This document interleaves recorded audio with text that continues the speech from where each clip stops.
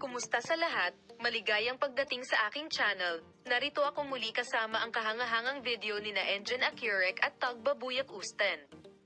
Nagpa siya ang matagumpay na aktor ng Turkey na sina Engin Akyurek at Tuğba Büyüküstün na magpakasal at nagpa siya ang mag-asawa na umalis sa Turkey. Si Tuğba Büyüküstün, ang sikat na aktres ng TV series na Kara Para Aşk, na kamakailan ay nakakuha ng malaking fanbase, ay hindi inaasahang nagpa siya na umalis sa set ng serye, at ang desisyon ng sikat na aktres na pakasalan ang kanyang co-star na si Engin Akyurek ay nagdala sa kanya sa bingit ng hindi pagkakasundo sa producer ng serye. Ang karakter na ginampanan ni Tuğba Büyüküstün ay nagkaroon ng lugar sa puso ng mga tagahanga ng serye. At nakadama ito ng matinding paghanga sa kanya. Gayunpaman, isang mahalagang hakbang na ginawa ni Tuğba Büyüküstün sa kanyang personal na buhay ay nagdulot ng mga hindi inaasahang pagbabago sa kanyang profesional na karera.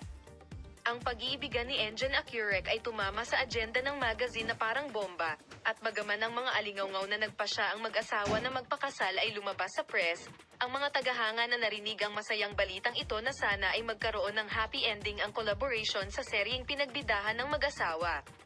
Ngunit ang mga bagay ay hindi natuloy ayon sa plano.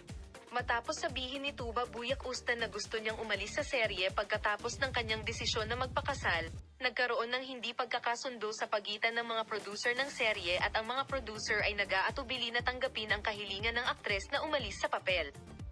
Gayunpaman, ang mahalagang pagbabagong ito sa pribadong buhay ni Tuğba Büyüküstün ay isang malaking hakbang na makakaapekto ito sa kanyang profesional na karera, at ang mga hindi pagkakasundo ay naging hindi maiiwasan. Sinasabing matapos ikasal si Tuğba Büyüküstün kay Engin Akyurek, nagpa siya ang mag-asawa na manirahan sa ibang bansa. Manatiling nakatutok sa aming channel para sa mga bagong balita at pinakabagong post mula sa duo. Paalam!